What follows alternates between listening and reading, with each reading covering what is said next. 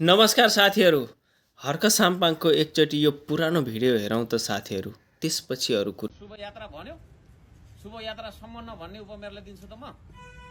शुभ यात्रा भन्नु पर्दैन? ऐनले त त्यो लेख्या छ भनेर उसले ऐन लेखेछ नि त्यस्ता त। नाथे ऐन त हामी बनाउँछौँ। सामाजिक सञ्जालमा भाइरल भइरहेको रासपा सांसद विश्वराज पोखरेल जो ओखलढुङ्गाबाट सांसद पद जित्नुभएको थियो, उहाँको भिडियो भाइरल भइरहेको छ।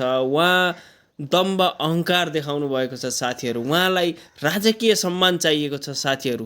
तर उहाँको मात्रै कुरा गरिरहँदा अरू धेरै छन् त्यस्ता मान्छेहरू जो बोकेर हिँडाल्नु पर्ने, बोकेर खोला तराइदिने पहिलाका बुढा नेताहरू पनि थिए साथीहरू। तर नयाँ भनेका पनि उस्तै देखिनुलाई लज्जास्पद कुरा हो साथीहरू।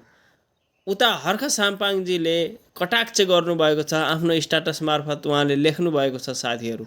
तर उहाँ पनि दुधको धुलो भनी हुनुहुन्न, उहाँ पनि चोखो हुनुहुन्न साथीहरू। पहिले उहाँ युके टुरमा जाँदाखेरि उपमेयरलाई गरेको टिप्पणी हामीले स्पष्ट देखिसकेका छौँ साथीहरू।